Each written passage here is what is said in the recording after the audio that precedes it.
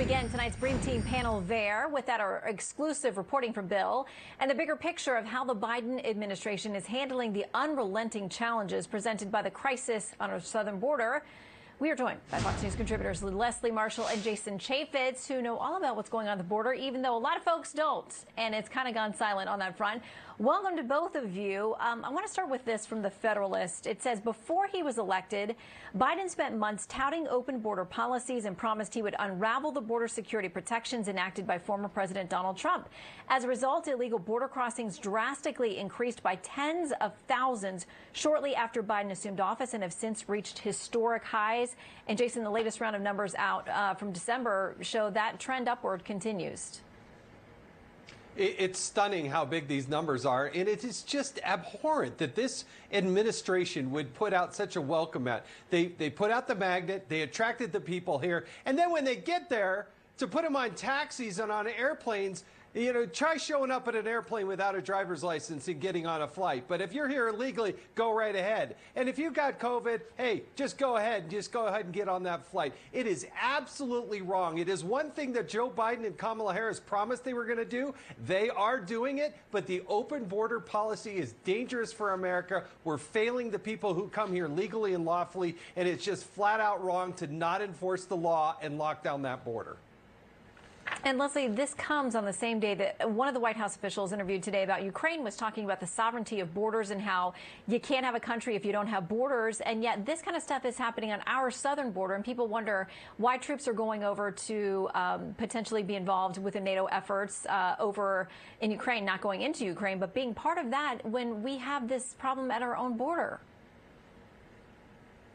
Well, I know some people would look at people is from other countries who are trying to flee crime, starvation, and great oppression, whether by drug lords or by their own government, as an invasion in this country. But it's very different. It's apples and oranges. One, we don't have open borders. What we have is a very failed immigration policy, specifically our asylum policy.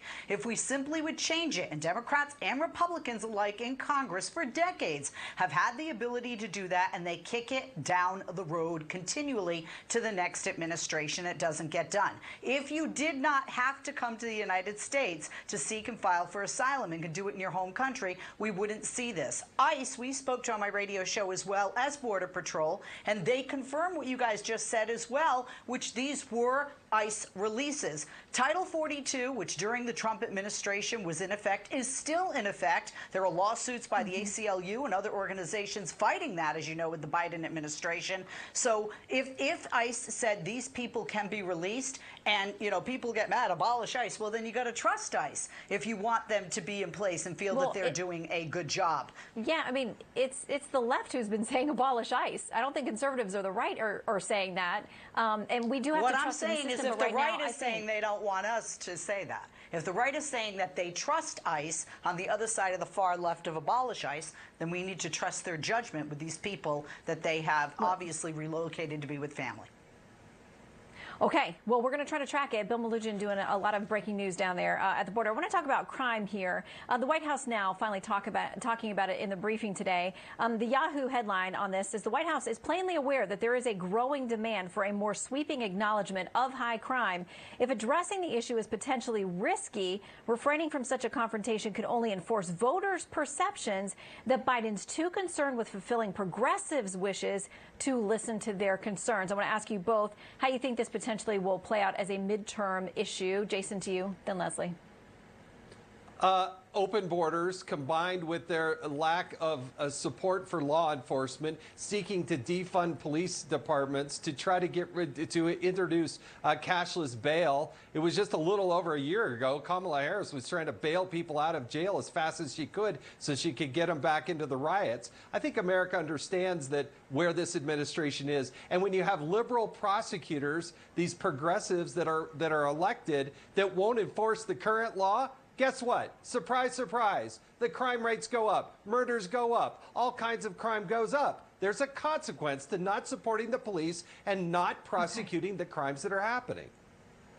Leslie?